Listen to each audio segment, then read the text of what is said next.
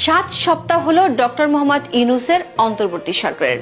এই 7 সপ্তাহে কমপক্ষে 14টি লঙ্কাকাণ্ড ঘটেছে সরকারের অন্দরমহলে কমিটি গঠন আর নিয়োগ নিয়ে।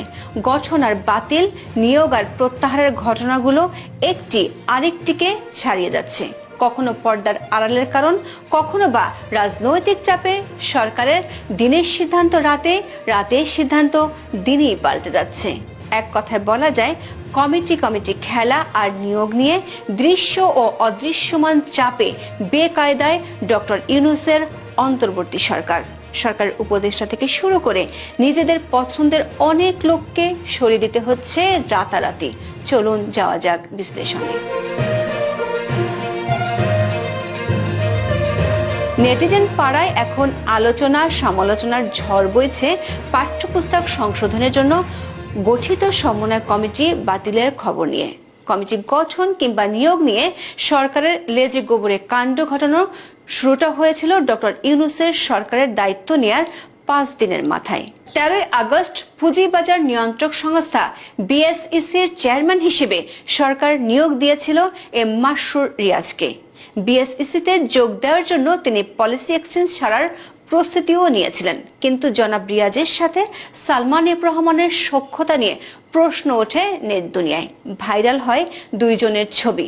নিজ থেকে যোগ না দেওয়ার চিঠি দিয়ে সরকারকে বাঁচিয়ে দেন তিনি। একইভাবে নিয়োগ পেয়েও ঢাকা স্টক এক্সচেঞ্জের স্বতন্ত্র পরিচালকের দায়িত্ব নিতে অপারগতা জানান ডিএসসির সাবেক ব্যবস্থাপনা পরিচালক KAM মাজিদুর রহমান। আর্থিক খাত থেকে চলুন চোখ দেই স্বাস্থ্য খাতে।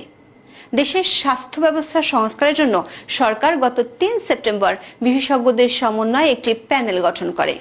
11 সদস্যের এই প্যানেলের সভাপতি করা হয়েছিল স্বাস্থ্য অধিদপ্তরের সাবেক মহাপরিচালক অধ্যাপক MA ফায়েজকে।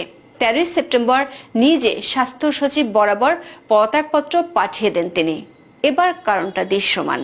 বিএনপি সমর্থিত চিকিৎসকদের সংগঠন ডক্টরস অ্যাসোসিয়েশন অব বাংলাদেশ বা ড্যাবের আপত্তিতে কাজই শুরু করতে পারেননি তিনি। অবশ্য এর অনেক আগেই স্বাস্থ্য খাতের দশা বেহাল হওয়া শুরু করেছিল। গত 18 আগস্ট ঢাকা মেডিকেল কলেজের মেডিসিন বিভাগের অধ্যাপক ডক্টর আমিনকে স্বাস্থ্য অধিদপ্তরের মহাপরিচালক হিসেবে নিয়োগ দেওয়া হয়। স্বাস্থ্য অধিদপ্তরে ঢুকতেই পারেননি তিনি। ডক্টর আমিনের বিরুদ্ধে বিএনপির প্রতি পক্ষপাতিত্বের অভিযোগ তোলেন বিক্ষোভকারীরা। অবস্থা বেগতিক দেখে 12 সেপ্টেম্বর সরকার তাকে সরিয়ে দেয়। স্বাস্থ্য থেকে চলুন খেলার জগতে। ক্রীড়াঙ্গনের সংস্কারের জন্য 30 আগস্ট যুব ও ক্রীড়া মন্ত্রণালয় 5 সদস্যের সার্চ কমিটি গঠন করেছিল। 26 সেপ্টেম্বর সেই কমিটির সদস্য মহিউদ্দিন আহমেদ বুলবুলকে অব্যাহতি দেওয়া হয়। কারণ কি? বুলবুল বাফুফে নির্বাচনে বিএনপিপন্থী এক সভাপতি প্রার্থীর পক্ষে শোডাউন করেছিলেন। আপত্তি জানায় আরেক বিএনপিপন্থী সভাপতি প্রার্থী। এবার ঘুরে আসি বিচারালয়ে। 27 আগস্ট ঢাকা মহানগর দায়রা জজ আদালতের পাবলিক প্রসিকিউটর বা পিপি পদে নিয়োগ দেওয়া হয়েছিল অ্যাডভোকেট এহসানুল হক সমাজিকে। দুদিনের মাথায় তিনি সরকারকে জানিয়ে দেন এই পদে যোগ দিবেন না। একই ধরনের ঘটনা ঘটেছে আন্তর্জাতিক অপরাধ ট্রাইব্যুনাল বা আইসিটির ক্ষেত্রেও। 7 সেপ্টেম্বর আইসিটি পুনর্গঠন করা হয়েছিল। সেখানে অতিরিক্ত অ্যাটর্নি জেনারেল পদমর্যাদায় মিজানুল ইসলামকে নিয়োগ দেওয়া হয়, কিন্তু তিনি জানিয়ে দিলেন যোগ দেবেন না ট্রাইব্যুনালে। রাজনৈতিক দ্বন্দ্বে বিচার কাজের শুরুতেই চাপের মুখে পড়ল সরকার। বিনোদন জগৎও রেহাই পাচ্ছে না। জাতীয় চলচ্চিত্র পুরস্কার 2023 জুরি বোর্ড পুনর্গঠন করেছিল সরকার। 13 সদস্যের নাম ঘোষণা করা হয়। 10 দিনের পর বোর্ড থেকে নিজেকে সরিয়ে নিলেন বেদের মেয়ে জ্যোৎস্না খ্যাত নায়ক ইলিয়াস কাঞ্চন। পুরস্কার প্রাপ্ত অভিনেত্রী শবনমকে চলচ্চিত্র সার্টিফিকেশন বোর্ডের সদস্য হওয়ার প্রস্তাব দেওয়া হয়েছিল।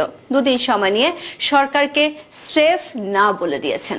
সরকারের নিয়োগ নিয়ে সবচেয়ে বাজে পরিস্থিতি তৈরি হয়েছিল ডিসি বা জেলা প্রশাসকের নিয়োগের প্রজ্ঞাপনকে ঘিরে। 59 জেলায় নতুন ডিসি নিয়োগের পর একদল কর্মকর্তা জনপ্রশাসন মন্ত্রণালয়ে গিয়ে হাতাহাতি পর্যন্ত করেছিলেন।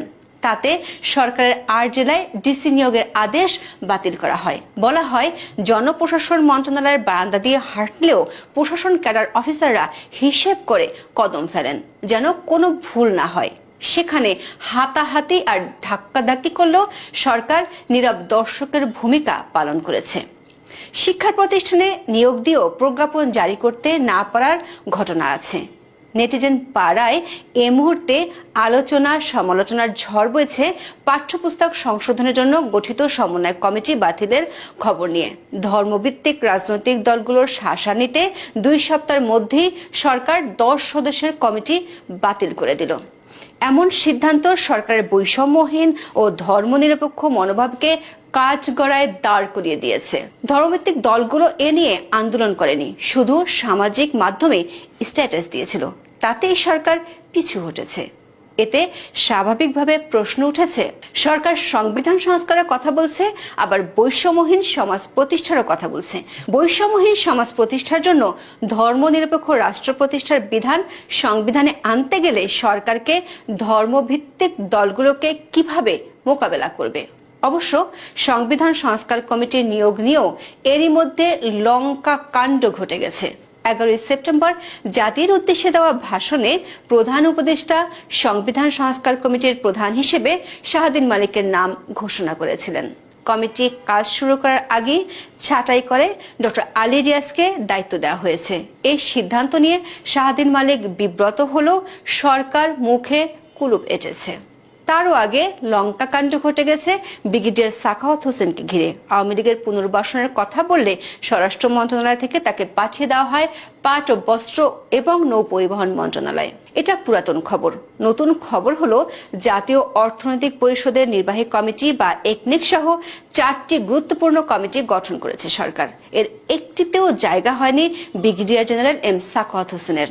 21 আগস্ট গঠন করা ওই 4টি কমিটির মধ্যে 3টিতে স্থান পেয়েছেন উপদেষ্টা পরিষদের 2 সর্বকনিষ্ঠ সদস্য। নিরাপত্তা বিশ্লেষক হওয়া সত্ত্বেও আইন শৃঙ্খলা সংক্রান্ত উপদেষ্টা কমিটিতে বিবেচনা করাই হয়নি সাবেক এই স্বরাষ্ট্র উপদেষ্টাকে। শেষ করার আগে তথ্য মন্ত্রণালয়ের একটি সার্চ কমিটি গঠনের কথা বলি, যেটি নেট পাড়ায় বিস্ময়ের জন্ম দেয়। 22 সেপ্টেম্বর তথ্য ও সম্প্রচার মন্ত্রণালয়ের 5 সদস্যের এই কমিটি গঠন করেছিল, যার কাজ হবে যোগ্য লোকদের খুঁজে বের করা। এই কমিটির সদস্যদের পরিচিতি, বয়স ও কাজের অভিজ্ঞতা এতই কম যে তাদের করণীয় কাজগুলোর ধরন দেখে পুরো মন্ত্রণালয়ের ভূমিকা নিয়ে সামাজিক মাধ্যমে সমালোচনা হয়। প্রশাসন, আর্থিক খাত, বিচার বিভাগ, শিক্ষা প্রতিষ্ঠান সহ প্রায় সব জায়গায় সরকার ও সরকারের সংশ্লিষ্ট বিভাগগুলো পছন্দের ব্যক্তিকে নিয়োগ দিচ্ছেন। নিয়োগের পর সামাজিক মাধ্যমে আলোচনা সমালোচনার ঝড় উঠলে কোনো কারণ ছাড়াই সরিয়ে দেওয়া হচ্ছে।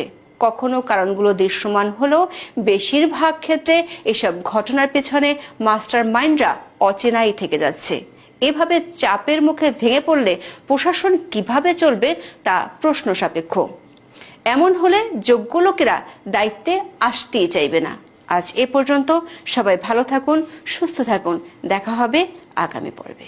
নিউজ অ্যানালাইসিস বাই কাজী রুনাতে আপনারা শুধু সংবাদ পাবেন না, সংবাদের থেকেও বেশি কিছু পাবেন। আমরা সংবাদের নির্মোহ বিশ্লেষণ করার চেষ্টা করি। ভুল আর মিথ্যা তথ্যের যখন সবখানে ছড়াছড়ি, আমরা সেখানে মুক্ত থাকার চেষ্টা করি। আমরা চেষ্টা করি আপনাদেরকে নির্ভুল খবর দেওয়ার জন্য।